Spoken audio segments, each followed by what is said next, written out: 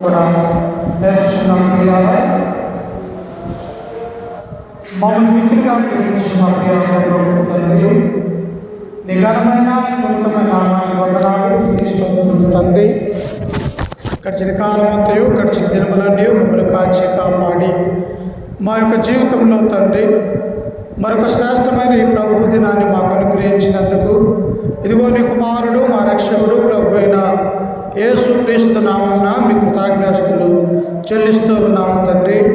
ఇదిగో ఇప్పటి వరకు తండ్రి ఆరాధనలో 5 భాగాలు, మొదటిగా ప్రార్థన, రెండవదిగా పాటలు, మూడవదిగా వాక్యము, 4 ప్రభు వల్ల 5 కానుకలు తండ్రి.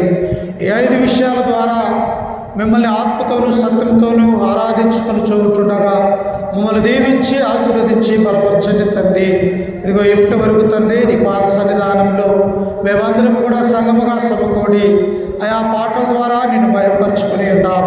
ఇదిగో పరిశుద్ధ గ్రంథంలో నుంచి నీ కుమారుడు ప్రభు అయినటువంటి యేసు క్రీస్తు గురించిన స్వార్థను మేము నేర్చుకుని పోచుకుంటుండగా బోధించడానికి ఆయా నిలబడేటువంటి నేను నిరుక్త మాత్రుని తండ్రి.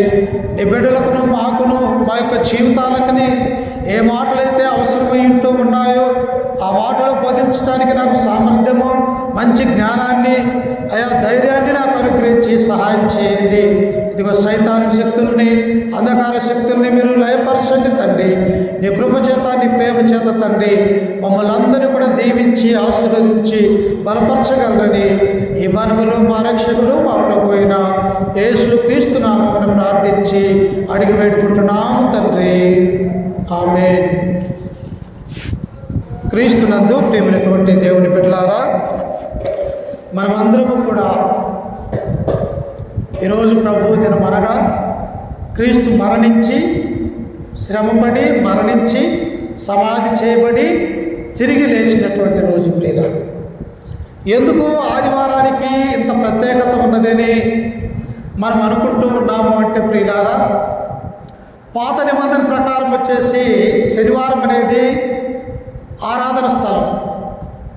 అంటే ఏ రోజు అది పాత నిబంధన కాలంలో శనివారం ప్రియులారా. శనివారం అనేది నిష్టగా ఉండాలి. ఆ రోజు ఏ ఒక్కరూ కూడా పని చేయకూడదు, ఏ ఒక్కరూ కూడా దేవుని యొక్క సన్నిధానానికి రాకుండా ఉండకూడదు అనేది దేవుడు నియమించినటువంటి ధర్మశాస్త్రంలో ఒక గొప్ప ఆజ్ఞ ప్రియులారా. అయితే క్రొత్త నిబంధనకు వచ్చేసరికి యేసుక్రీస్తు వారు కన్యకైనటువంటి మరియ గర్భాన ఆయన జన్మించి 33 సంవత్సరాల యొక్క లోకములో శరీరాన్ని ధరించుకున్నటువంటి క్రీస్తు ప్రభు వారు ఆయన మరణించి సమాధి చేయబడి తిరిగి లేచిన తర్వాత రోజు మారిపోయింది ప్రియులారా.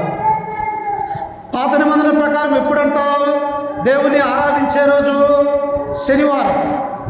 కానీ క్రీస్తు ప్రభు వారి యొక్క లోకంలో ఉన్నంత కాలము కూడా ధర్మశాస్త్రాన్ని అనుసరించాడు. ధర్మశాస్త్రంలో ఉన్నటువంటి ప్రతి ఒక్కరి దాన్ని కూడా ఆయన అంగీకరించినాడు ప్రియుల. ధర్మశాస్త్రంలో 10 ఆజ్ఞలు ఉన్నాయని మనందరికీ కూడా తెలుసు. నిర్గమాకాండం 19వ అధ్యాయము 20వ వచనంలో ఆ యొక్క ఆజ్ఞలు ఉంటాయి.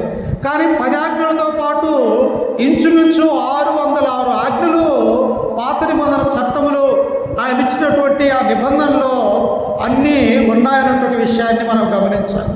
అంటే పాత నిబంధనకు క్రొత్త నిబంధనకు ఒక వ్యత్యాసం ఉన్నది. పాత నిబంధనలో ఏమున్నది? ఆరాధన. శనివారం ఆరాధించాలి. శనివారం వాళ్ళందరూ కూడా సమాజంగా, సంఘంగా సమకూడి దేవాలయానికి వచ్చి దేవుని స్తుతించేవారిగా శనివారం అనేది ఉంటూ ఉన్నది ప్రియులారా. అలాగనే అక్కడ పస్కాను ఆచరించేవారు. ఒక కుటుంబం అంతా కూర్చొని ఒక గొర్రె పిల్లను తీసుకొని దాన్ని త్వరగా ఆ యొక్క రోజంతా కూడా కూర్చొని దాన్ని ఏం చేస్తారంటే త్వరగా తినేవాళ్ళు ప్రియులారు. అంటే ఇవన్నీ కూడా పాత నిబంధన యొక్క చట్టంలో ఉంటూ ఉన్నాయి. అలాగనే పండుగలు, గుడారాల పండుగ, వారముల పండుగ, కోతకాలపు పండుగలు, ఇలా పండుగలు అనేకము కూడా పాత నిబంధన గ్రంథంలో ఉన్నవి. అవి దేవుడు కూడా ఆరాధించినట్టుగా మనం కొత్త నిబంధనలో చూస్తూ ఉంటాం. కానీ ఎప్పుడైతే క్రీస్తు ఆ కలువరిగిరిలో మరణానికి ముందు శ్రమపడి మరణించి సమాధి చేయబడి తిరిగి ఎప్పుడైతే లేచాడో ప్రియులారా, ఆరాధన కార్యక్రమం అనేది పూర్తిగా దేవుడు తీసివేశాడు ప్రియులారా. ఎప్పుడంటే ఇక ఆదివారమున దేవుని యొక్క మందిరానికి వెళ్ళాలి, ఆదివారమున ప్రభు యొక్క భోజనాన్ని మనం అందరం కూడా తీసుకోవాలని దేవుడు తన యొక్క చట్టాన్ని, పాత నిబంధనని దేవుడు ఏం చేసినట్టు నెరవేర్చినాడు. దాన్ని కొట్టివేసి ఒక నూతనమైనటువంటి క్రొత్త నిబంధన దేవుడు మనకు అనుగ్రహించినాడు. అయితే ప్రియులారా, క్రీస్తు ప్రభు వారి యొక్క లోకంలో ఉన్నప్పుడు అనేకమైనటువంటి అద్భుతాలు, సూచక క్రియలు సామాన్యమైనటువంటివి కాదు.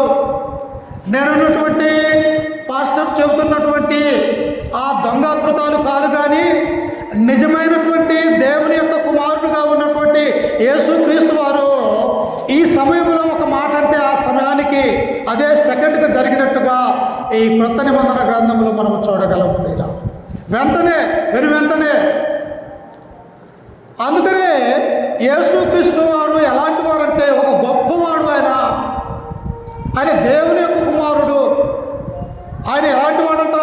పరలోకంలో నిత్యరాజ్యంలో ఉన్నటువంటి పరిశుద్ధమైన లోకంలో ఉన్నటువంటి తండ్రి అయినటువంటి దేవునికి ఆయన ఒక కుమారుడుగా పరలోక రాజ్యంలో ఉంటూ ఉన్నాడు ప్రియులారా.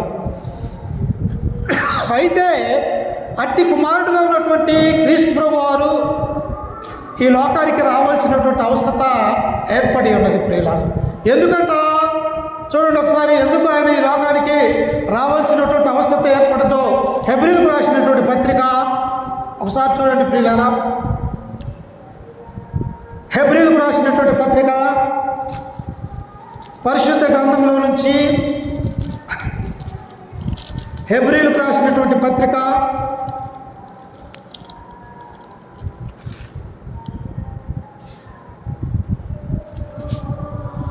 7వ అధ్యాయము చూడండి ఒకసారి. హెబ్రీలకు రాసినటువంటి పత్రిక 7వ అధ్యాయము 26వ వచనం నుంచి 28 చదువుకుందాం ఒకసారి. పవిత్రుడును నిర్దోషియు నిష్కలంకముడును పాపులలో చేరక ప్రత్యేకముగా ఉన్నవాడును ఆకాశ మండలము కంటే మిక్కిలి హెచ్చైన వాడునైనా ఇట్టి ప్రధాన యాజకుడు మనకు సరిపోయిన వాడు. ఎవరంట? పాత నిబంధన కాలంలో ప్రధాన యాజకుడు కావచ్చు, దేవుని యొక్క మందిరంలో సేవ చేసే లేవీలు ఎవరైనా కావచ్చు, కానీ వారు ఎలాంటి వారంటే పాపులు అన్నటువంటి విషయాన్ని ఇక్కడ దేవుడు మనకు సెలవిస్తూ ఉన్నాడు. అయితే అపోస్తులైనటువంటి పౌలు అంటూ ఉన్నాడు, మనకు వచ్చినటువంటి ప్రధాన యాజకుడు ఎలాంటి వాడంట? పవిత్రమైనటువంటి వాడు, దోషి అంటే నిర్దోషి, ఆయనలో ఏ పాపము లేదు, నిష్కలంకుడు, అలాగనే పాపులలో చేరక ప్రత్యేకముగా ఉన్నవాడును ఆకాశ మండలము కంటే మిక్కిలి హెచ్చైన వాడునేనా ఇట్టి ప్రధాన యాజకుడు మనకు సరిపోయిన వాడు. చూశారు ప్రియులారా, ఎవరంటే ఈయనొక్క ప్రధాన యాజకుడు? పరిశుద్ధత కలిగినటువంటి వాడు, పాపలోకంలో ఉన్నప్పటికీ కూడా పాపులతో సావాసం కలిగి లేనటువంటి వాడిగా ఉంటూ ఉన్నాడు. అందుకనే ఆయన గురించి పౌలు అంటూ ఉన్నాడు, ఇట్టి నీతిమంతుడు పరిశుద్ధుడైనటువంటి ప్రధాన యాజకుడు మనకు సరిపోయిన వాడు అని చెప్పేసి పౌలు అంటూ ఉన్నాడు. ఇంకా చూడండి 27వ వచనంలో, ధర్మశాస్త్రము బలహీనత గల మనుషులకు యాజకులుగా నియమించును గాని ధర్మశాస్త్రములకు తర్వాత వచ్చిన ప్రమాణపూర్వకమైన వాక్యము నిరంతరమును సంపూర్ణ సిద్ధి పొందిన కుమారుని నియమించిన కనుక ఈయన ప్రధాన యాజకుల వలె మొదట తన స్వంత పాపముల కొరకును తర్వాత ప్రజల పాపముల కొరకును దినదినము బలులు అర్పింపవలసిన అవసరము గలవాడు కాడు. తన్ను తాను అర్పించుకున్నప్పుడు ఒక్కసారి ఈ పని చేసి చూశారు ప్రియులారా. ఒకసారి దేవుని యొక్క వాక్యాన్ని లోతుగా ధ్యానించాలి. పాత నిబంధన కాలంలో పాపము తీసివేయబడాలంటే ఆనాడు ఉన్నటువంటి ఇశ్రాయేల్ ప్రజలు ఏం చేయాలి? సంవత్సరానికి 3 సార్లు యెరూషలేము మందిరానికి వెళ్ళాలి. పాప పరిహార్థ బలి, ఎక్కడైతే పాపం చేసి ఉన్నారో ఆ పాపానికి ప్రతిగా ఇశ్రాయేల్ ప్రజలు ఏం చేయాలంటే బలి అర్పించాలి. గొర్రెలను కానీ ఎద్దులను కానీ పావురాలను కానీ ఆ యొక్క యెరూషలేము యొక్క మందిరం దగ్గరకు తీసుకువెళ్ళి ఆ బలిపీఠం మీద ఆ బలిని అర్పించి ఆ వచ్చినటువంటి రక్తాన్ని యాజకుడు ఒక గిన్నెలో తీసుకొని పోయి ఆయన అతి పరిశుద్ధ స్థలంలోనికి వెళ్ళి ఆ రక్తాన్ని ప్రోక్షించేవాడు ప్రియులారు. అంటే ఎప్పుడైతే మనిషి పాపి, ఈ పాపం పోవాలంటే బలి అనేది అవసరమని పాత నిబంధన యొక్క చట్టము ఒక ఉదాహరణగా మనకు తెలియపరుస్తూ ఉన్నది. మన పాపాలు తీసివేయబడాలంటే బలి అక్కడ అర్పించాలి ప్రియులారా. అందుకనే పాత నిబంధనలో ఒక సాదృశ్యం చూపించాడు. గొర్రెను కానీ, మేకలను కానీ, ఎద్దులను కానీ, పొట్టేళ్ళు కానీ, అలాగే పౌరాలు కానీ, జత గువ్వలను కానీ తీసుకొని వెళ్ళి పాపము దేవుడికి జ్ఞాపకం ఉంచుకోకుండా ప్రతివాడు ఏం చేస్తారంటే సంవత్సరానికి 3 సార్లు ఆ యెరూషలేము దేవాలయానికి వెళ్ళి ఆ బలర్పించే కార్యక్రమాన్ని మనం చేస్తూ ఉన్నాం. కానీ ఇక్కడ మనం ఆలోచించవలసినటువంటి విషయము ఏమిటంటే, క్రొత్త నిబంధన యొక్క చట్టం ఏర్పడ్డప్పుడు మన పాపముల నిమిత్తము, మన అపరాధముల నిమిత్తము మనము చేసినటువంటి అనేకమైనటువంటి దోష క్రియలను తీసివేయటానికి పరిశుద్ధుడును నిర్దోషకుడును పాపంలో చేరవాడినైనా ఇట్టి ప్రధాన యాజకుడు ఎవరికైనా ఉన్నారా అమ్మా? ఎవరికి లేదు. ఎవరికి ఉన్నారంట? మనకున్నారు ప్రియులారా. అందుకనే లూకాసు వార్త 19వ అధ్యాయం 10వ వచనం అంటాడు, నశించిపోయిన దానిని వెదకి రక్షించుటకు మనిషి కుమారుడు ఈ లోకానికి వచ్చాడు ప్రియులారా. పాపముతో నిండి ఉన్నది లోకం అంతయు కూడా. తనకు తాను పాపము తీసుకోలేనటువంటి మానవులు అనేక మంది ఈనాడు ఉంటూ ఉన్నారు.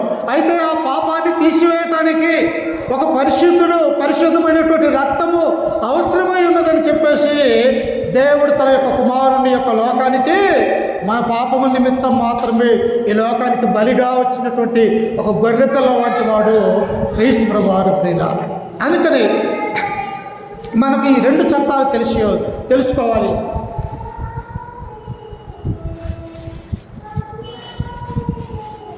చూడండి ఒకసారి, అదే హెబ్రీయులకు రాసినటువంటి పత్రిక 8వ అధ్యాయము 1 నుంచి చదువుకుందాం. చూడండి 8:1 నుంచి.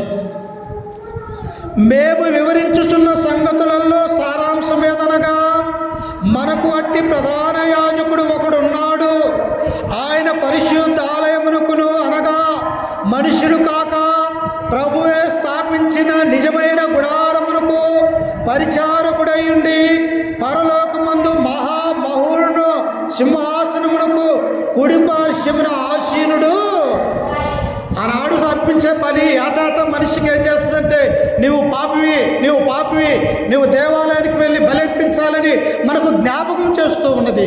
కానీ క్రీస్తు ప్రభువారి యొక్క లోకానికి వచ్చిన తర్వాత 33 సంవత్సరాల యొక్క లోకంలో జీవించినటువంటి తర్వాత ఎప్పుడైతే ఆ కలువరిగిరిలో శిలువ మరణాన్ని పొందాడో, మన పాపము నిమిత్తము పాపమనే ఆ శిలువ శ్రమలనే ఆ శిలువ మరణాన్ని ఆయన గోల్కొత్తా అనే కొండ మీద ఎప్పుడైతే పొందాడో ప్రియులారా, మన పాపాలకు ప్రాయశ్చిత్తం ఏమైపోయిందంటే, ఒక పరిశుద్ధుడైనటువంటి ప్రభువే స్వయంగా తన ప్రాణాన్ని మన కొరకు సమర్పించి ఉన్నాడు.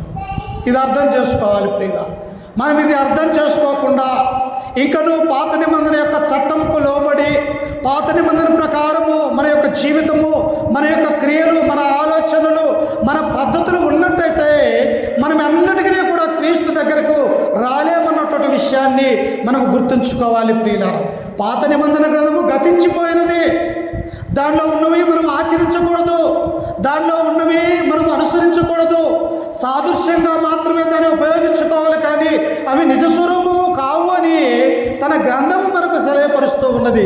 కానీ ఈనాడు ఏం చేస్తున్నట్టే ఒక కలకూర టైపు ప్రియులారా, రెండింటిని కలిపి చెరిపడేటువంటి ఒక బోధ నేడు మనము చూడగలుగుతూ ఉన్నాం. ఇది చాలా తప్పు బోధ, ఇది దేవునికి అయిష్టమైనటువంటి బోధ అన్నటువంటి విషయాన్ని మనము గుర్తుంచుకోవాలి ప్రియులారా. అందుకనే చూడండి, ఇక్కడ కింద వచ్చిన ఆయన అంటాడు చూడండి, ప్రతి ప్రధాన యాజకుడు అర్పణలను బలులను అర్పించుటకు నియమింపబడును. అందుచేత అర్పించుటకు ఈయనకు ఏమైనా ఉండుట అవశ్యము. ధర్మశాస్త్ర ప్రకారము అర్పణలు అర్పించుచున్నారు కనుక ఈయన భూమి మీద ఉన్న పక్షమున యాజకుడై ఉండడు. మోషే గుడారము అమర్చబోయినప్పుడు కొండ మీద నీకు చూపబడిన మాదిరి చెప్పున సమస్తము చేయుటకు జాగ్రత్త జాగ్రత్త అని చెబుతూ ఉన్నాడు. ఎందువల్ల దేవుని యొక్క వాక్యం అనేది పరిశుద్ధమైనది. అది దేవుని యొక్క సంకల్పం ద్వారా ఈ లోకంలోనికి బైబిల్ అనేది వచ్చి ఉన్నది. ఆ బైబిల్ ప్రకారం నీవు జీవించకపోతే నీవు నిజమైనటువంటి క్రైస్తవురాలు కాదు అన్నటువంటి విషయాన్ని ఇక్కడ దేవుడు తెలియపరుస్తూ ఉన్నాడు. అందుకనే మోషేకు తండ్రి దేవుడు సినాయి పర్వతం మీద ఒక మాదిరి చూపించాడు. ఏ మాదిరి? ప్రత్యక్ష గుడారం ఎలా కట్టబడాలో, ఆ గుడారంలో ఎన్ని తరం ఉండాలో, అక్కడ మందసంలో ఏమేమి ఉండాలో, ఇవన్నీ కూడా పాత నిబంధన చట్టంలో ఉన్నటువంటి ఒక మాదిరి మోషేకు చూపించాడు ప్రియులారా. అలా మాదిరి చూపించినటువంటి ఆ మాదిరి ప్రకారము చేయకపోతే అతడు పాపిగా దేవుని యొక్క ఆజ్ఞను అతిక్రమించేవాడిగా ఉండబోతూ ఉన్నాడు అన్నటువంటి విషయాన్ని ఇక్కడ మనం చూస్తూ ఉన్నాం. ఇంకా చూసినట్టయితే చూడండి, అదే 8వ అధ్యాయము 8వ వచనాన్ని మనం చూస్తాం. చూడండి ఒకేసారి 8వ అధ్యాయము 8వ వచనము. అయితే ఆయన ఆక్షేపించి వారితో ఇలాగ చెప్పుచున్నాడు, ప్రభు ఇట్లనును, ఇదిగో ఒక కాలము వచ్చుచున్నది, అప్పటిలో ఇశ్రాయేలు ఇంటి వారితోనూ యూదా ఇంటి వారితోనూ నేను క్రొత్త నిబంధన. చూసారా? అంటే పాతదేమైపోయింది, ఉడికిపోయినది. అది పాతదైనటువంటి ఆ నిబంధన దేవుడు నెరవేర్చాడు. పాతదైనటువంటి ఆ ధర్మశాస్త్రమైనటువంటి లేఖనాల్ని ఆ యొక్క ఎన్ని కూడా గతించిపోయినవి. కాబట్టి ఇక ఇశ్రాయేలు ప్రజలతోనూ యూదా ఇంటి వారితోనూ నేను ఒక క్రొత్త నిబంధన చేయగలను. ఏంటి ఆ నిబంధన అంటే? క్రీస్తే మీకన్నిటికీ మార్గము, ఆయనే ప్రవక్త అయి ఉన్నాడు, ఆయనే మీ పాపాలను రక్షించే రక్షకుడై ఉన్నాడు క్రీస్తు ప్రభువారు. ఇది క్రొత్త నిబంధన యొక్క చట్టము అని చెప్పేసి దేవుడు స్థాపించబోతూ ఉన్నాడు ప్రియులారా. ఆయనే మొదటి ధర్మశాస్త్రాన్ని మనకు అనుగ్రహించినాడు. ఆయనే దాన్ని ఏం చేస్తూ ఉన్నాడు? ఇప్పుడు పక్కకు తోసేస్తూ ఉన్నాడు. ఎందుకంటే ధర్మశాస్త్ర క్రియల ప్రకారం ఎవరూ కూడా నీతిమంతులు కారు అనే గలతీలకు రాసినటువంటి పత్రికలో దేవుడు సెలవిస్తూ ఉన్నాడు. పాత నిబంధన ప్రకారం ఎవరు నీతిమంతులము కావు. ఎప్పుడైతే కొత్త నిబంధన యొక్క చట్టాన్ని ఆయనకు లోబడి ఆ యేసు క్రీస్తు యొక్క స్వార్థ గురించి మనం వినగలుగుతామో, ఆయన మాటల ప్రకారం జీవించగలుగుతామో, ఆ ఆజ్ఞల ప్రకారం ఎవరైతే నడుచుకుంటామో అది మాత్రమే శ్రేష్టమైనది అన్నటువంటి విషయాన్ని మనం జ్ఞాపకం చేసుకోవాలి. అందుకనే చూడండి 9వ వచనంలో, అది నేను ఐగుప్తు దేశంలో నుండి వీరి పితరులను వెలుపలకు తీసుకుని వచ్చుటకు వారిని చెయ్యి పట్టుకున్న దినమున వారితో నేను చేసిన నిబంధన వంటిది కాదు. ఎలాంటిదంతా? ఐగుప్తు దేశంలో నేను వారితో చేసినటువంటి ఆ నిబంధన వంటిది కాదు ఈ కొత్త నిబంధన. ఆ పాత నిబంధనలో అనేకమైనటువంటి బలులు, పండగలు అవన్నీ కూడా ఉన్నాయి. కానీ క్రొత్త నిబంధనలో ఏ పండగలు కానీ ఏ బలులు కానీ లేవు అన్నటువంటి సత్యాన్ని నేటి క్రైస్తవులు జ్ఞాపకం ఉంచుకోలేకపోతూ ఉన్నారు. పాత నిబంధనలో ఉన్నాయి. పాత నిబంధన కాలంలో ఆరాధన ఎప్పుడు? విశ్రాంతి దినము శనివారము. క్రొత్త నిబంధనలో ఆరాధన ఎప్పుడు? ఆదివారం అనగా మార్చివేశాడు దేవుడు. దేవుడు మార్చివేసిన దాన్ని మరలా మనము సొంత నిర్ణయాలతో దేవుని ఆరాధనని మార్చివేయకూడదు. అందుకనే దేవుడు అంటాడు, ఈ ప్రజలు తమ పెదవులతో నన్ను ఘనపరుచుదురు కానీ వారి హృదయం నాకు దూరముగా ఉండదు. అంటే కేవలము పెదాల మీద పలికే ఆరాధన, కేవలము పెదాలతో మాట్లాడే మాటలు దేవునికి అయిష్టమైనది. ఎలా ఉండాలంట? హృదయానుసారంగా నీ మనసులో నుంచి దేవుని యొక్క వాక్య ప్రకారముగా మన యొక్క జీవితాలు జీవించాలి. కానీ దేవుడిని తీసివేసిన దాన్ని మరలా మనము మొదలు పెట్టకూడదు. అందుకని ఇక్కడ ఏమంటూ ఉన్నాడు ఆయన? 10వ వచనంలో చూడండి, ఆ దినములైన తరువాత ఇశ్రాయేలు ఇంటి వారితో నేను చేయబో నిబంధన ఏదనగా నా ధర్మ విధులను వారి మనస్సులో ఉంచి వారి హృదయం మీద వాటిని ఎక్కడ ఉంచుతాడంట? దేవుని యొక్క గ్రంథము, ఆయన యొక్క మాటలు నీ హృదయంలో ఉండాలని దేవుడు కోరుకుంటూ ఉన్నాడు. నీ హృదయానుసారంగా ఆత్మతోను సత్యముతోను దేవుణ్ణి ఆరాధించాలని దేవుడు కోరుకుంటూ ఉన్నాడు. పాత నిబంధనలో దేవుని యొక్క వాక్యం ఎక్కడ ఉన్నది? 2 పలకల మీద ధర్మశాస్త్రం యొక్క ఆజ్ఞలు మనసులో దాచబడ్డట్టుగా మనము చూడగలుగుతూ ఉన్నాం. కానీ క్రొత్త నిబంధనకు వచ్చేసరికి ఆయన ఆజ్ఞలు ఎక్కడ ఉండాలని దేవుడు కోరుకుంటున్నాడంటే నీ హృదయంలో ఉండాలని, ఆ వాక్యము నీలో ఉండి హృదయానుసారంగా ఆత్మతో సత్యంతో దేవుణ్ణి ఆరాధించాలని దేవుడు కోరుకుంటున్నాడు అన్నటువంటి విషయాన్ని మనం గుర్తుంచుకోవాలి. అందుకే క్రీస్తు ప్రభువు ఎందుకు ఈ లోకానికి వచ్చాడంటే నశించిపోతున్నటువంటి మానవుల్ని ఎదిగి రక్షించడానికి మనిషి కుమారుడిగా ఈ లోకానికి ఆయన వచ్చాడు. ఏంటి ఆయన పరలోక రాజ్యంలో ఉండి అన్ని చేయకూడదా? కాదు. ఆయన ఒక మానవుడిగా యొక్క లోకానికి రావాలి. ఒక మానవుడు ఎలాగైతే పాపం లేకుండా జీవించాలో ఒక మాదిరిని మనకు చూపించాలని చెప్పేసి క్రీస్తు ప్రభువు యొక్క లోకానికి ఒక మానవుడిగా ఈ లోకానికి వచ్చాడు. అందుకే ఇక కింద వచ్చిన కూడా చదువుకుంటా చూడండి. వారి హృదయముల మీద వాటిని వ్రాయుదును, నేను వారికి దేవుడినయుందును, వారు నాకు ప్రజలయుందురు. వారిలో ఎవడును ప్రభువును తెలుసుకొనడని తన పట్టణస్థునికైనా తన సహోదరునికైనను బోధింపడు. వారిలో చిన్నలు మొదలుకొని పెద్దల వరకు అందరూ నన్ను తెలుసుకొందురు. ఎవరు తెలుసుకోవాలంట? భూలోకంలో ఉన్నటువంటి చిన్న బిడ్డల మొదలుకొని పెద్దవారికి వరకు కూడా క్రీస్తులో రక్షింపబడి క్రీస్తు యొక్క సువార్త విని ఆయన యొక్క మరణ సమాధి పునరుత్థానమని ఆ కార్యక్రమాన్ని తెలుసుకొని ప్రతి ప్రభు దినాన దేవుని యొక్క సన్నిధిలో ఉండి ఆత్మతోనూ సత్యముతోనూ దేవుణ్ణి ఆరాధించాలన్నది దేవుని యొక్క అభిలాష, ఆయన యొక్క సంకల్పం అన్నటువంటి విషయాన్ని ఇక్కడ మనం చూస్తూ ఉన్నాం. కాబట్టి ఈ యొక్క క్రొత్త నిబంధన చట్టంలోనికి రావాలంటే మనం ఏం చేయాలి? క్రీస్తుని ఒప్పుకోవాలి, క్రీస్తుని అందరూ విశ్వాసం ఉంచాలి, ఆయన వాక్యాన్ని వినాలి, వినదాన్ని విశ్వసించాలి, మారు మనసు పొందాలి, బాప్తిస్వం పొందాలి, ఆయన సంఘములో చేర్చబడి ప్రతి ఆదివారమున దేవుని యొక్క మందిరములో మనము దేవుని సన్నిధిలో కూర్చునే వారిగా మనమందరం కూడా ఉండాలి. ప్రియులు, అందుకే క్రీస్తు ఎందుకు వచ్చాడంటే చూడండి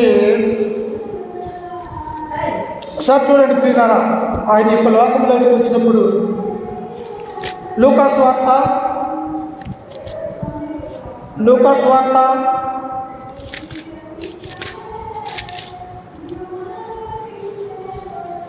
21వ అధ్యాయము 37వ వచనం చదువుకున్నాం. చూడండి, యేసుక్రీస్తు వారు ఆయన యొక్క ఉద్దేశము, ఆయన యొక్క ఆలోచన, మానవులు ఎలా జీవించాలి, ఈ లోకంలో మానవాళి ఎలా తెలుసుకోవాలి తన గురించి అన్నది ఇక్కడ మనం చూడగలుగుతూ ఉన్నాం. సార్ చూడండి, లూకాసు వార్త 21వ అధ్యాయము 37వ వచనం.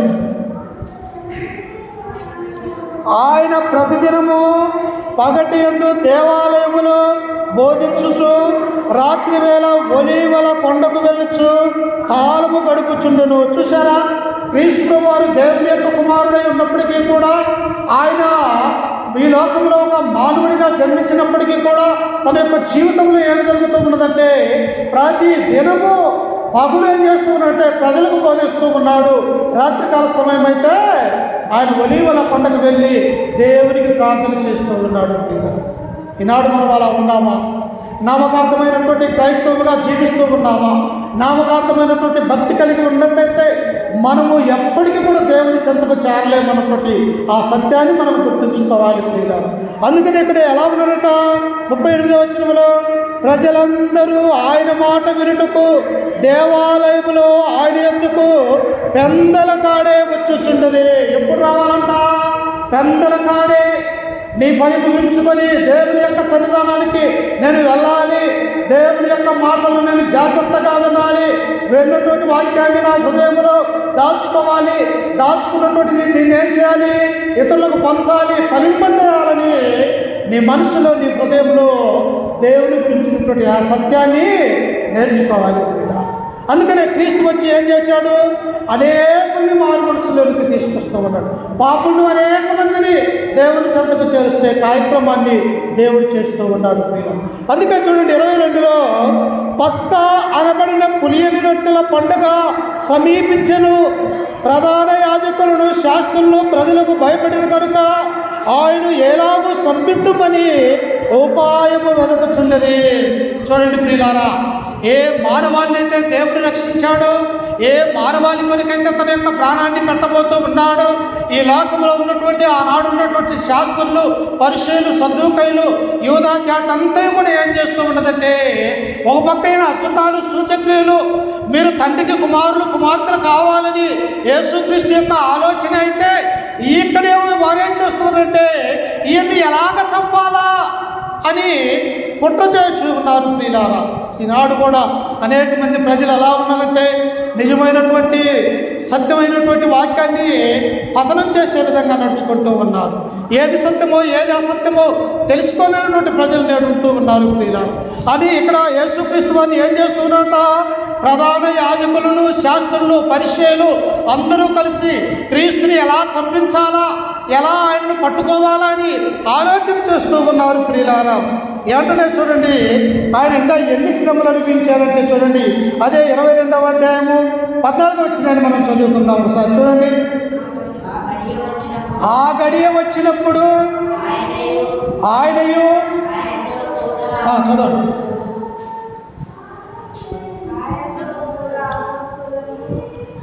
ఆయనతో కూడా అపోస్తులను భక్తికి కూర్చుండని. అప్పుడు ఆయన, నేను శ్రమ పడక మునుపు మీతో కూడా ఈ పస్కాను భుజింపవలనని మిక్కిలి ఆశపడితిని. అది దేవుని రాజ్యములో నెరవేరు వరకు ఇక ఎన్నడూనూ దాన్ని భుజింపనని మీతో చెప్పుచున్నానని వారితో చెప్పి. నేను చెప్పాను కదా మొదటిగా, పస్కా పండగ అనేది ఒకటి ఉన్నది. గొర్రె పిల్లను తీసుకొని కుటుంబం అంతా సమాజముగా సమకూడి దాన్ని ఏం చేయాలంటే త్వరగా తినివేయాలి ప్రియులారా. అలాగే యేసుక్రీస్తు వారు కూడా ఈ లోకంలో ఉన్నప్పుడు జరిగించినటువంటి ధర్మశాస్త్రాన్ని నెరవేర్చడానికి పస్కా బలిని ఆచరించాలని అపోస్తులతో కూడా ఆయన దాన్ని ఆచరించినట్టుగా మనం చూడగలుగుతూ ఉన్నాం. కానీ ఇక్కడ ఉన్నటువంటి శాస్త్రులు, పరిచయాలు ఏం చేస్తున్నారు, క్రీస్తుని ఎలాగ చంపాలి, ఇతడు ఉంటే మనకు అడ్డమైపోతాడు, ఇతడు దేవుని యొక్క ధర్మశాస్త్రం గురించి, ప్రవక్తల గ్రంథాల గురించి, పరలోక రాజ్యంలో ఉన్నటువంటి దేవుని మాటలు ప్రజలకు బోధిస్తూ ఉన్నారు, వారు మన మీద ఎక్కడ తిరగబడిపోతారో అని చెప్పేసి ఈ పరిచయ శాస్త్రులు ఏం చేస్తున్నారంటే ఆయన ఎలాగో చంపుదమా అని ఆలోచిస్తూ ఉన్నారు. ఎందుకు? ఆయన ఏంది ఏ పాపం ఉన్నదా? లేదు. ఏ దోషం అన్నదా? లేదు. లేకపోతే ఇతరులకు ఏమన్నా ఆటంకంగా ఉన్నాడా? లేదు ప్రియులారా. కానీ నీతిమంతుడైనటువంటి యేసుక్రీస్తును చంపాలని ఆనాడు ఉన్నటువంటి యోగా దేశంలో ఉన్నటువంటి ఇశ్రాయేలు ప్రజలు చేస్తూ ఉన్నారు ప్రియులారా. అందుకే అక్కడ చూడండి, అదే 22వ అధ్యాయం ఒకసారి చూడండి. అదే 22వ అధ్యాయము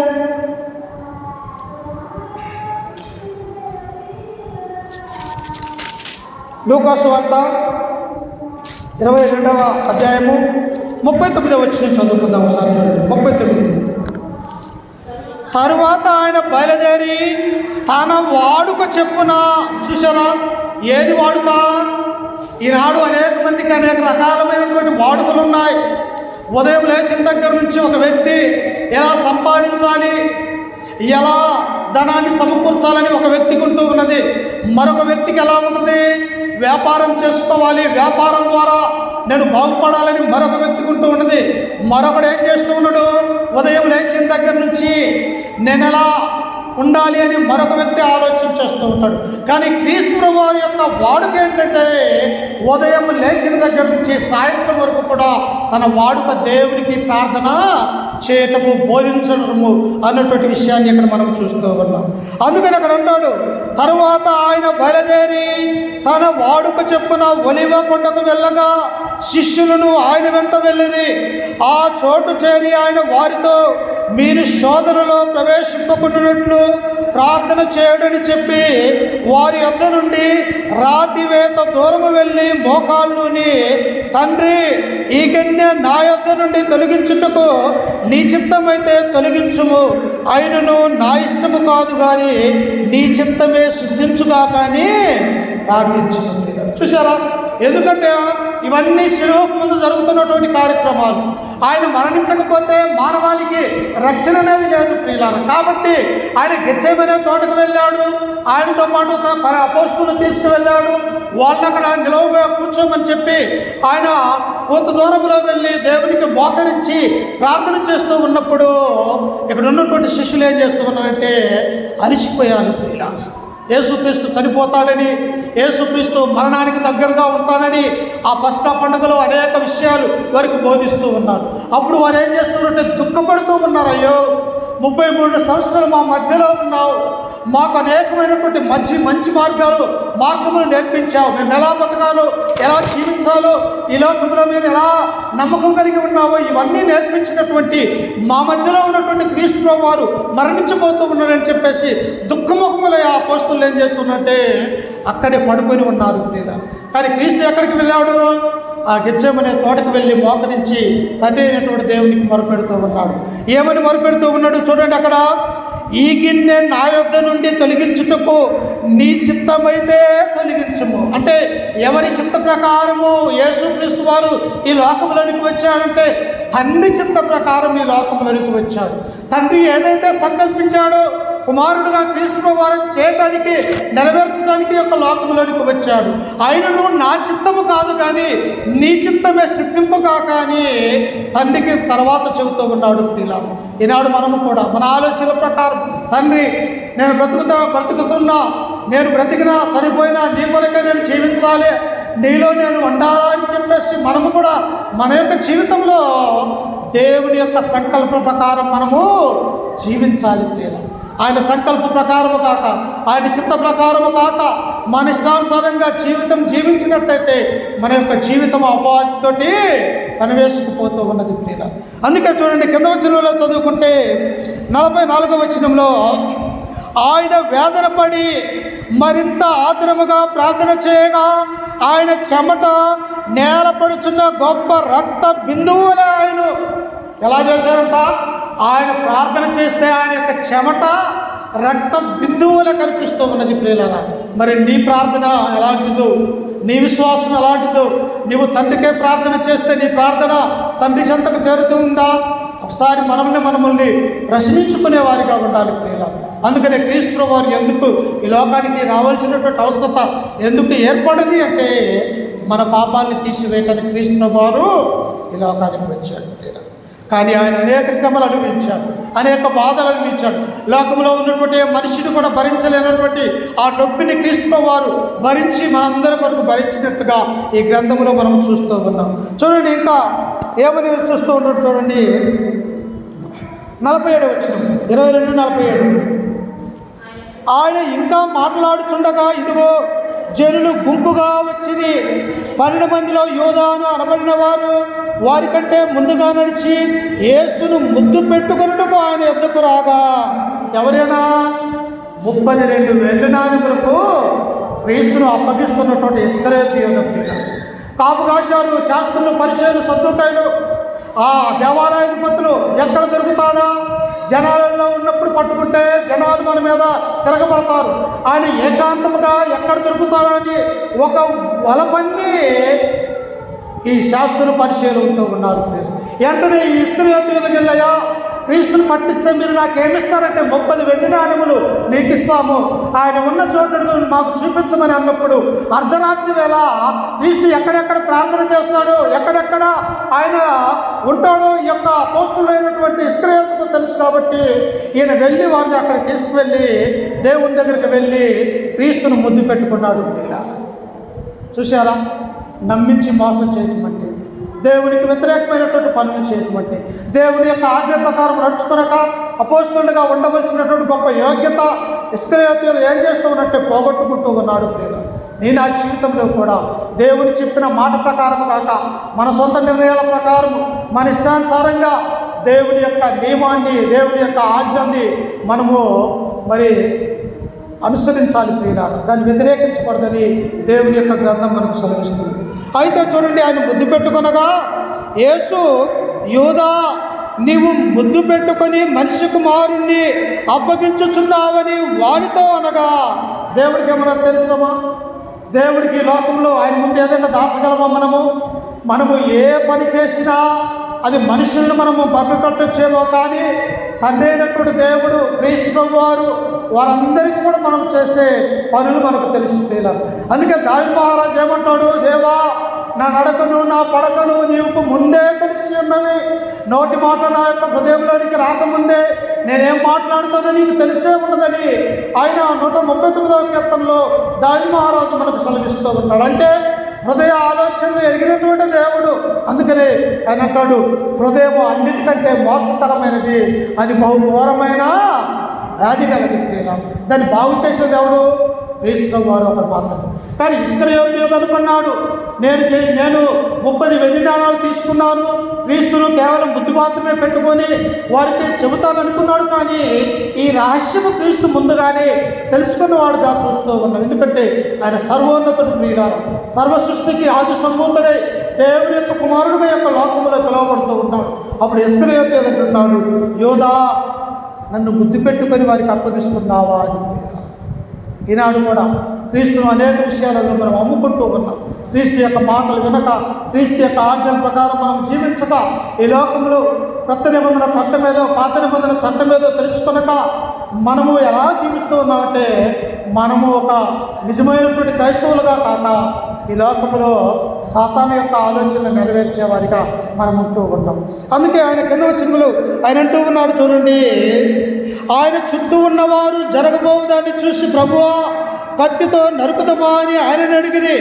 అంతలో వారిలో ఒకడు ప్రధాన యాజకుడు దాసును కొట్టి వాని కుడి చెవి తెగ నరికెను.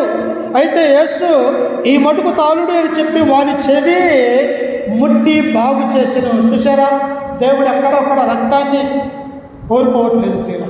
ఆయన విధేయతను కోరుకుంటూ ఉన్నాడు, ప్రేమను కోరుకుంటూ ఉన్నాడు, ఆయన తగ్గింపు స్వభావం కలిగి ఉండాలని దేవుడు కోరుకుంటూ ఉన్నాడు. యేసుక్రీస్తు వారి యొక్క లోకంలో ఎలాగైతే తండ్రికి విధేయత కలిగి సంపూర్ణముగా ధర్మశాస్త్రాన్ని నెరవేర్చి ఒక కొత్త నిబంధన యొక్క చట్టాన్ని స్థాపిస్తూ ఉన్నాడో అవి కోరుకుంటూ ఉన్నాడు. కానీ పంటికి పన్ను కంటికి కన్ను దేవుడు కోరుకోవట్లేదు అన్నటువంటి విషయాన్ని మనం అర్థం చేసుకోవాలి. అందుకే చూడండి, ఇక అప్పటి నుంచి శ్రమలు ఎలా ప్రారంభమయ్యే చూడండి ప్రియులారా. 23వ వచనాన్ని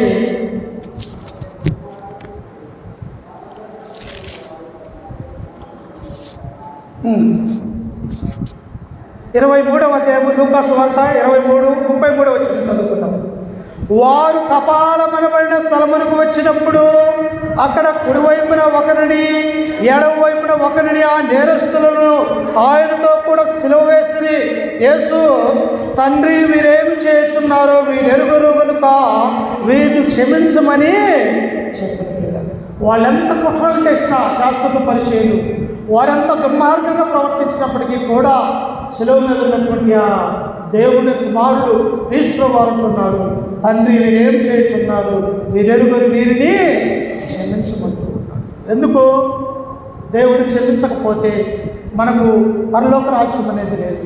దేవుడు మన వరకు పాపాలను తీసివేయకపోతే మనకు నిత్య రాజ్యము దేవుడితో ఉన్నటువంటి ఆ భాగ్యము మనకు ఉండదని చెప్పేసి మన తరపున ప్రధాన యాజకుడిగా, మధ్యవర్తిగా, దేవుని కుమారునిగా, ప్రవక్తగా ఈ లోకానికి వచ్చినటువంటి క్రీస్తు వారు తండ్రి వీరేం చేయుచున్నారు వీరెరుగురు వీరిని క్షమించమంటూ ఉన్నారు. కానీ అక్కడ ఉన్నటువంటి యూదులు యూదాజనము ఏమంటూ తెలుసా, ఇతడు మాకు అవసరం లేదు, ఇతను సిలువ వేయండి, దొంగ అయినటువంటి నరహంతకుడైనటువంటి బరబ్బాను మాకు విడుదల చేయండి అని పెద్ద కేకలతో ఉంటే ఆ ప్రాంగణం అంతా మరి మారు ప్రభుత్వం ఉన్నది. పిల్లలు వెంటనే ఏం చేశాడంటే, పిలాతు మీ ఇష్టం వచ్చింది చేసుకోండి అని చెప్పేసి సిలువకు అప్పగించాడు.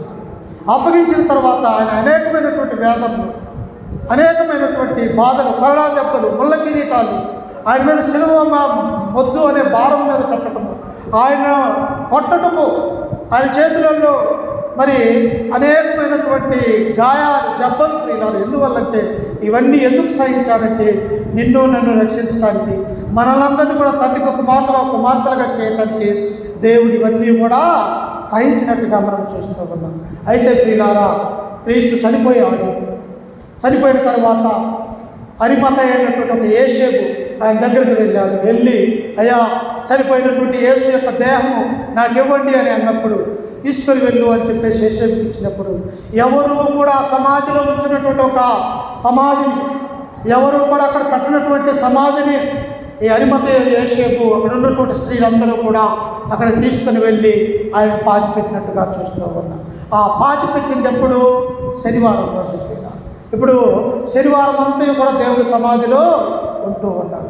ఇప్పుడు మత్తయి సువార్త చూడండి 28వ అధ్యాయము, మత్తయి సువార్త 28వ అధ్యాయము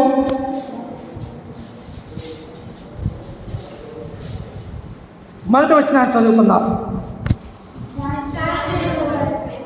విశ్రాంతి దినము గడిచిపోయిన తర్వాత ఎప్పుడు పాత నిబంధన చట్టం ప్రకారం ఎప్పుడు విశ్రాంతి దినము, ఎప్పుడు దేవుని దినము? శనివారం. అందుకని ఇక్కడ మత్తయి అంటూ ఉన్నాడు, విశ్రాంతి దినము గడిచిపోయిన తరువాత ఆదివారమున తెల్లవారుచుండగా మగ్దలేని మరియు వేరొక మరియు సమాధిని చూసారా? పురుషులు అనేవాళ్ళు రాలేదు, స్త్రీలే. మొదటి నుంచి కూడా దేవుని యొక్క సన్నిధానికి వచ్చే స్త్రీలే, దేవుని యొక్క మాటలు ఆలకించేది స్త్రీలే. ఆయన వెంబడించినటువంటి వారు ఎక్కువ మంది స్త్రీలే. ఆయన తల్లి మరియా, మగ్దలేని మరియా, వేరొక మరియా, యోహన్నా, సలోమి, మార్తా, మరియా, ఈ విధంగా అనేక మంది స్త్రీలు క్రీస్తుని వెంబడించినటువంటి వారిలో ఉన్నారు. అప్పుడు ఆ స్త్రీలే వారు ఎక్కడికి వెళ్ళారంట? తండ్రి 3వ దినాన ఆయన సమాధి 3వ రోజులు అవుతున్నది కదా, ఆయన దగ్గర ఏదైనా మంచి బంగారము అలాంటివి పెట్టి ఆడ ఉంచుదామని చెప్పేసి వీళ్ళు త్వరగా ఉదయాన్నే పందల కాడే ఈ యొక్క స్త్రీలు సమాధి దగ్గరికి వెళ్ళి ఉన్నారు. అప్పుడు చూడండి కింద వచనంలో, 2వ వచనంలో,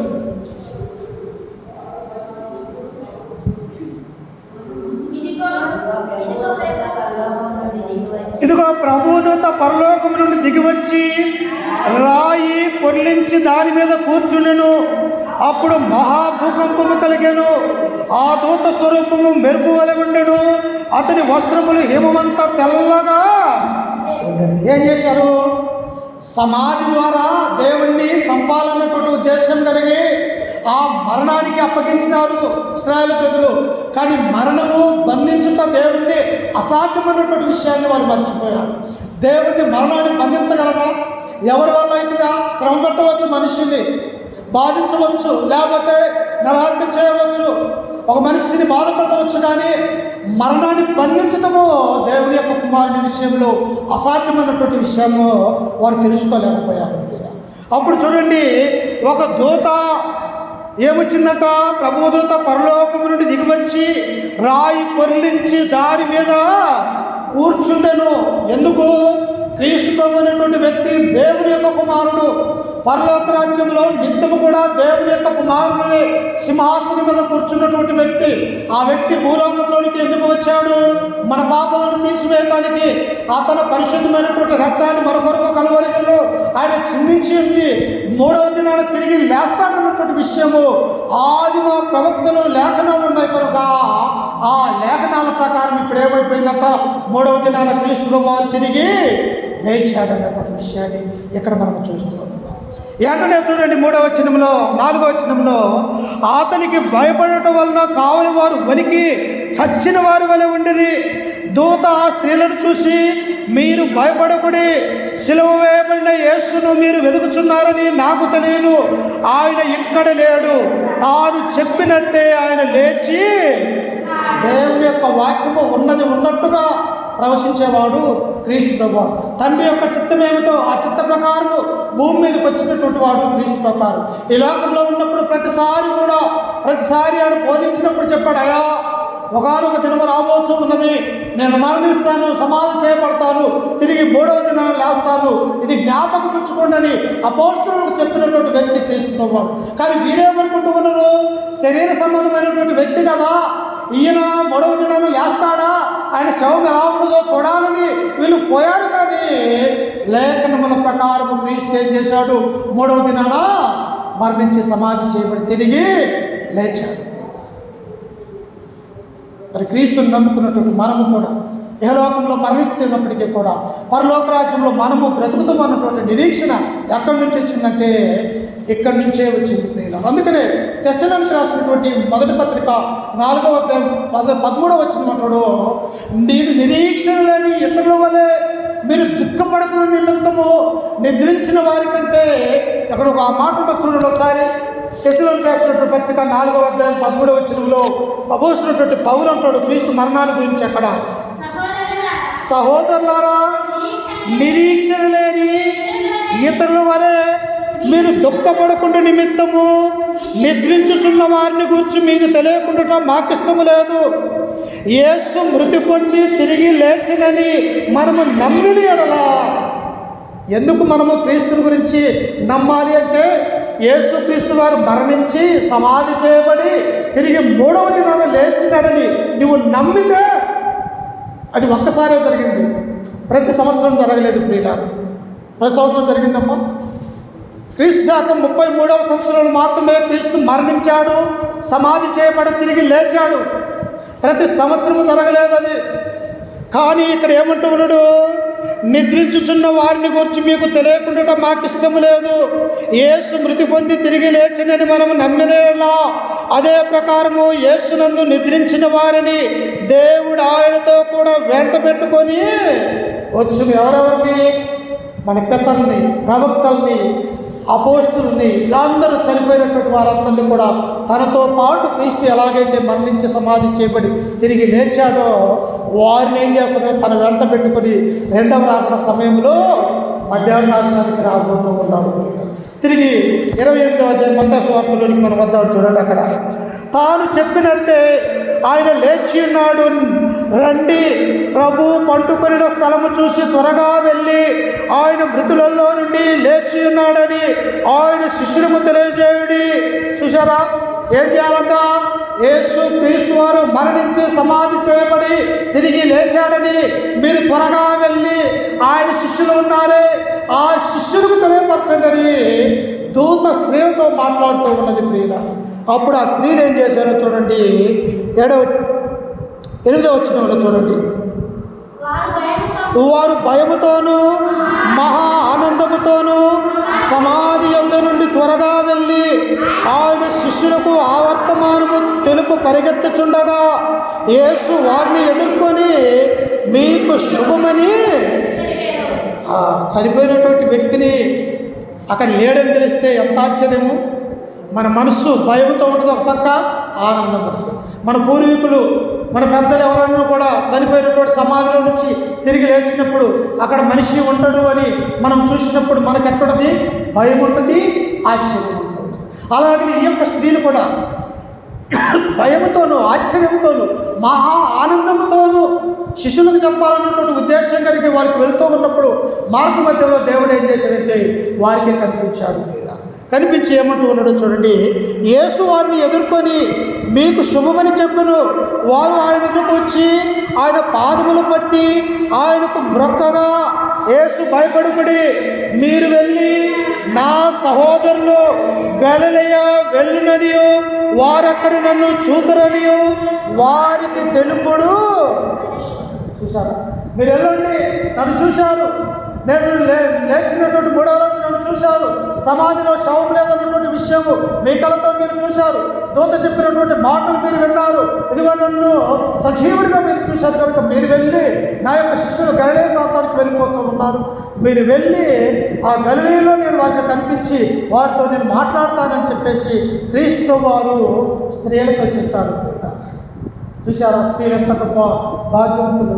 స్త్రీలు ఎంత మొదటగా కనిపించింది దేవుడు ఎవరికంటే స్త్రీలకు కనిపించాడు.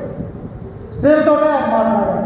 అందుకనే ఆ స్త్రీలతోటే అపోస్తలులకు చెప్పమని దేవుడు సెలవిస్తూ ఉన్నాడు. 11వ వచనంలో వారు వెళ్ళుచుండగా కావలి వారిలో కొందరు పట్టణంలోనికి వచ్చి జరిగిన సంగతులన్నీ ప్రధాన యాజకులతో చెప్పిరి. కాబట్టి వారు పెద్దలతో కూడి వచ్చి ఆలోచన చేసి ఆ రాను వారికి చాలా ద్రవ్యం ఇచ్చి మేము నిద్రపోచుండగా అతని శిష్యులు రాత్రి వేళ వచ్చి అతన్ని ఎత్తుకొని పోయారని మీరు చెప్పిడి. చనిపోయి తిరిగి లేచిన తర్వాత కూడా కుట్ర చేస్తూ ఉన్నారు. చంపడానికి కుట్ర చేశారు, చంపేటప్పుడు కుట్ర చేశారు.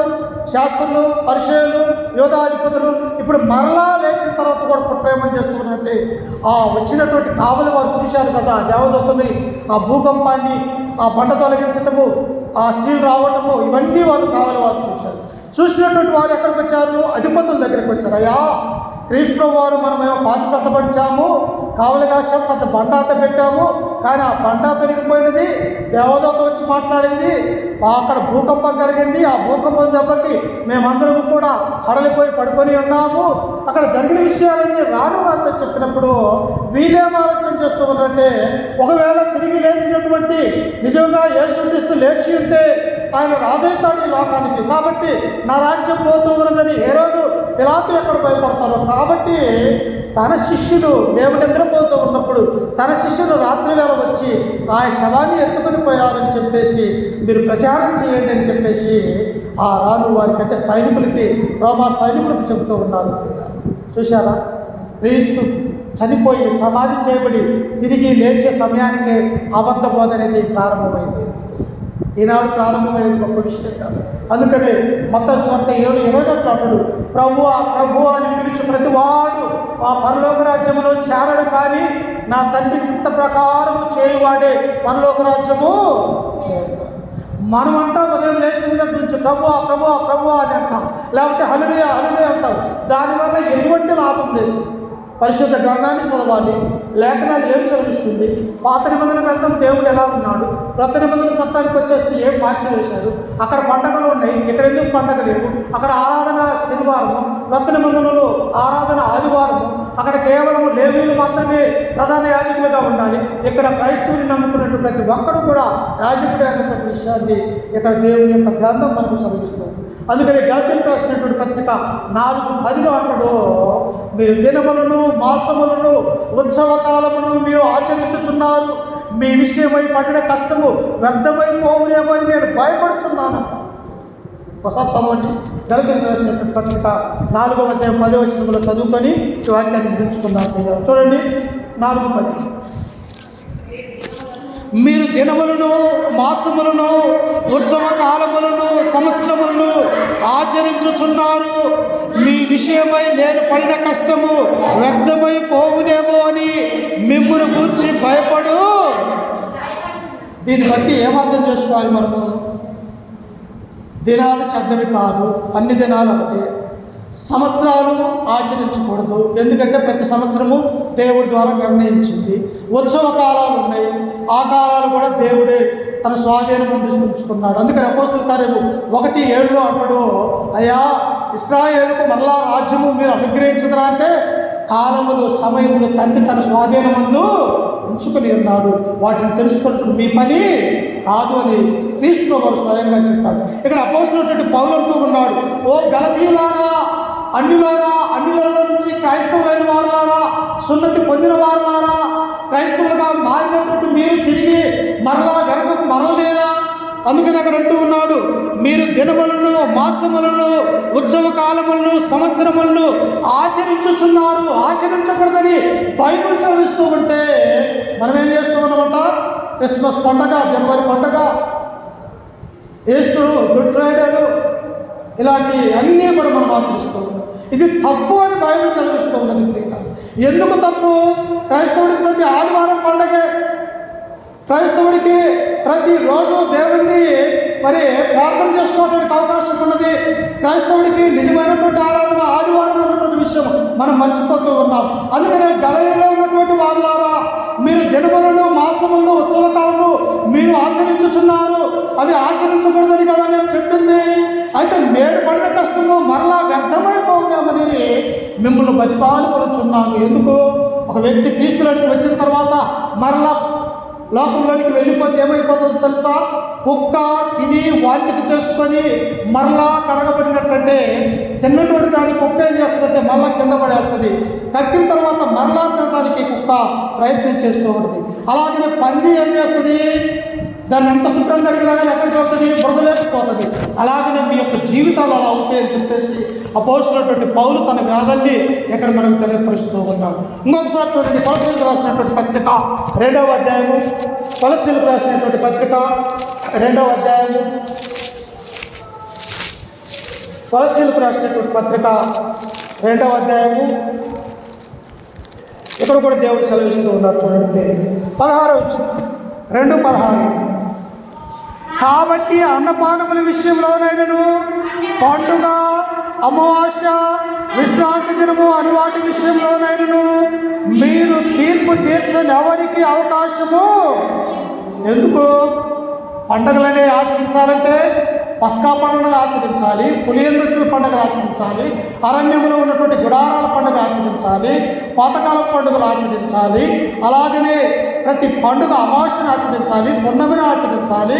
ఈ విధంగా ప్రతి ఒక్క పండుగ ఉన్నది. ప్రియుల ధర్మశాస్త్రం ఒక పండుగ కాదు, అనేకమైనటువంటి పండుగలు ఉన్నాయి. ఆ పండుగలు చేయలాగానే భారమైనది ధర్మశాస్త్రము అని చెప్పేసి దాన్ని తీసివేయటానికే సులభమైనటువంటి క్రొత్త నిబంధన చట్టాన్ని మనకు అనుగ్రహించినాడు. అందుకని ఇక్కడ అంటూ ఉన్నాడు, మీరు అన్నపానముల విషయంలో నేను అమావాస్య అలాగనే విశ్రాంతి దినమైన వాటి విషయంలో నేను మీకు తీర్పు తీర్చిన ఎవరికి అవకాశం ఇవ్వబడి ఇది రాబో వాటి ఛాయే కానీ నిజ స్వరూపము క్రీస్తులో ఏమున్నదట, అది కేవలం నీడే.